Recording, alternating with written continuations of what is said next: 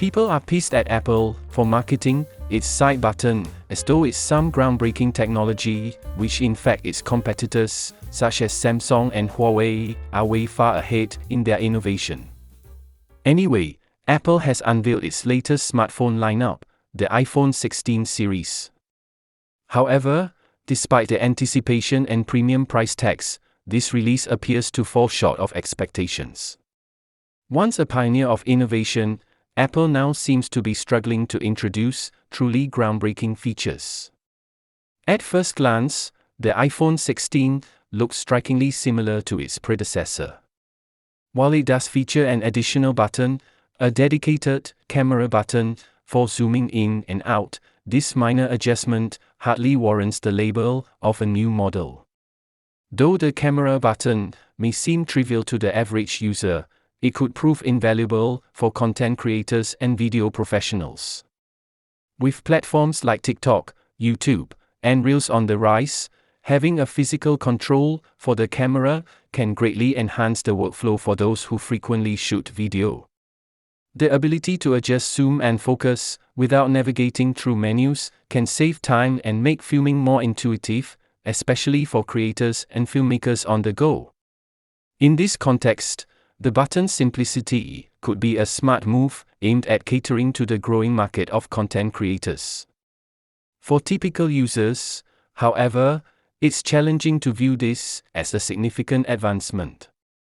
The majority of iPhone buyers aren't professional creators, making this feature feel more specialized than revolutionary.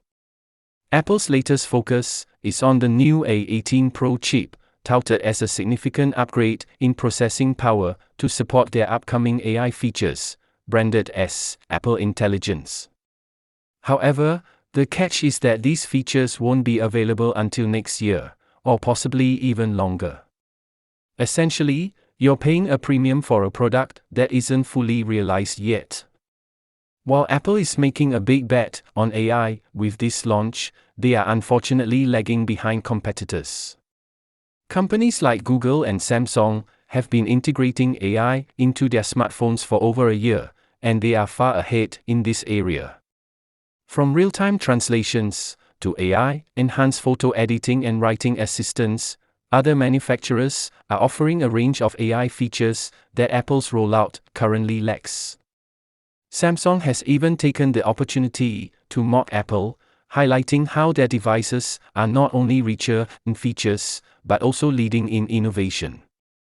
Their latest folding Galaxy phones exemplify a level of creativity and functionality that Apple has yet to achieve.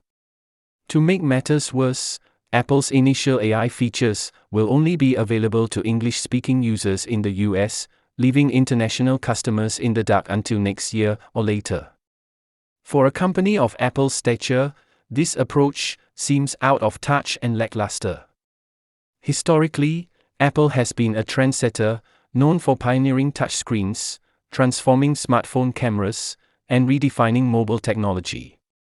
However, in recent years, the well of innovation seems to have run dry. The iPhone 16 brings only incremental upgrades, such as a slightly improved camera and a marginally faster chip.